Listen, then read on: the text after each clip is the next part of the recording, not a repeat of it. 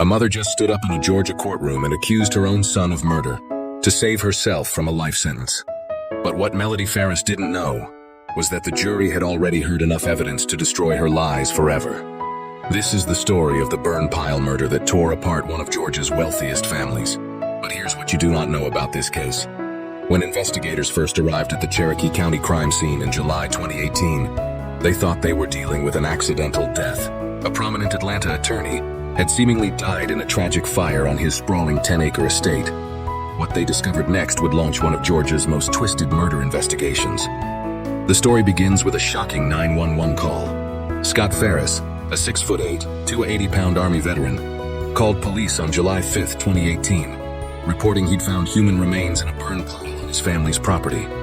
When Detective Daniel Hayes arrived, he'd never encountered anything like it.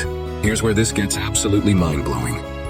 The skeletal remains belonged to 58-year-old Gary Wayne Farris, a larger-than-life commercial real estate attorney who had been reduced to bones and ash. But what investigators found next proved this was no accident. A bullet was lodged directly in Gary's ribcage, but the most shocking discovery was still coming. When investigators searched the family's mansion, they found a spent bullet in the basement and blood spatter on the floor. Someone had shot Gary Farris in his own home, then somehow moved his 300-pound body 50 yards to the burn pile to destroy the evidence. The immediate suspects were Gary's own family members, his wife of 38 years, Melody Farris, and their son Scott, who lived in an apartment above the barn.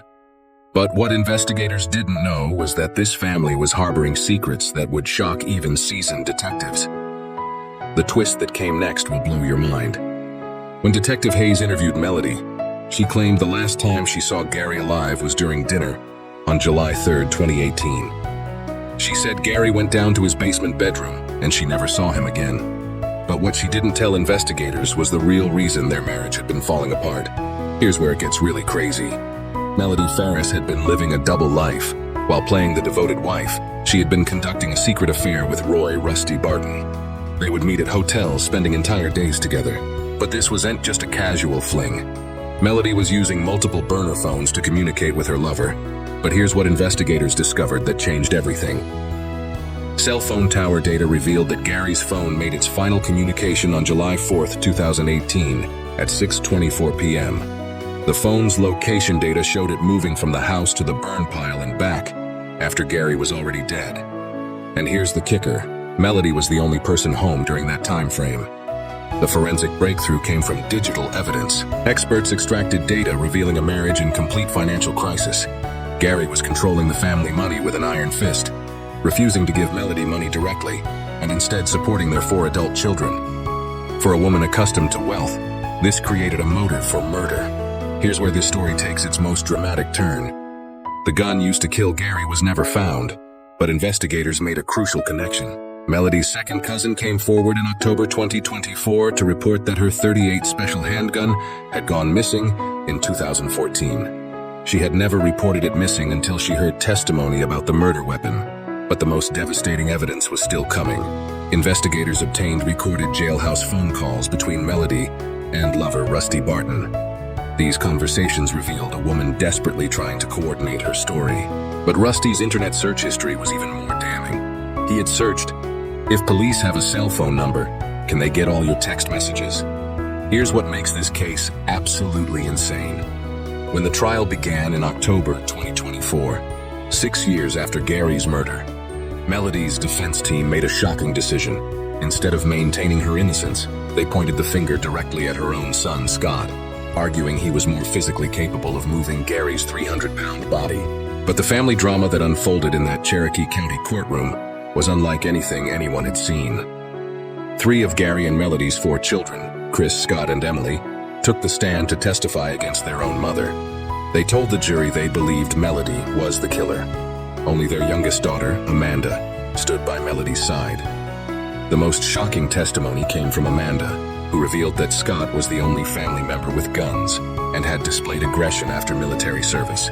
She said Scott immediately mentioned a missing gun when he discovered the remains, creating reasonable doubt about his involvement.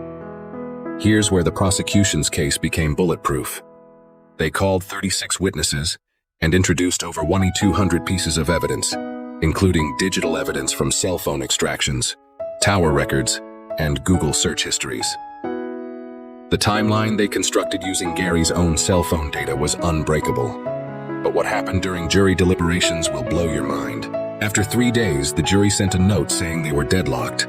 The judge told them to try one more time. Melody felt absolutely numb during this period.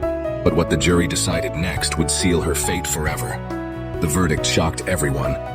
On November 4th, 2024, the jury found Melody Walker Farris guilty on all charges: malice murder, felony murder, aggravated assault, concealing death, and making false statements.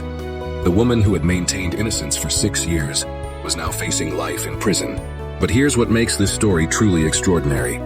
At her sentencing on December 5th, 2024, Melody made one final desperate attempt to escape justice. Standing before Judge Cannon, she declared, "I want the world to know who did this. Not only did I not do this, I know who did." Then she pointed directly at her son, Scott. Melody told the court she had seen Scott coming from the burn pile and claimed he had failed a polygraph test. But Judge Cannon had heard enough. He interrupted her accusations. "You're not supposed to go into evidence. Your statements need to be about punishment." The judge saw through her manipulation.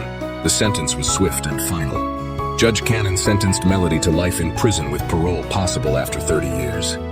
But he delivered a crushing blow. Given her age of 64, it was unlikely she would live long enough to be considered for parole. He also ordered no contact with family members unless they chose it. Here's what makes this case a perfect example of modern forensic science. The digital evidence, cell phone data, Google searches, tower records, created an unbreakable timeline proving Melody's guilt. This wasn't solved by DNA or fingerprints, but by digital footprints murderers can't erase. But the most devastating impact isn't the conviction, it's what Melody did to her family. By accusing son Scott of murder, she committed the ultimate betrayal. She was willing to destroy her own child's life to save herself. 3 of her 4 children now believe their mother is a cold-blooded killer. District Attorney Susan Treadaway summed it up perfectly. An innocent man was brutally murdered and burned on his own property. A good man was lost, and a family was forever divided. Today, Melody Farris sits in a Georgia prison, serving life for murdering her husband of 38 years. Gary Farris is remembered not for how he died, but for the family he loved. But this case serves as a reminder that sometimes the most dangerous person in your life is the one sharing your bed. In the end, justice was served through digital age tools that Gary probably used daily as an attorney.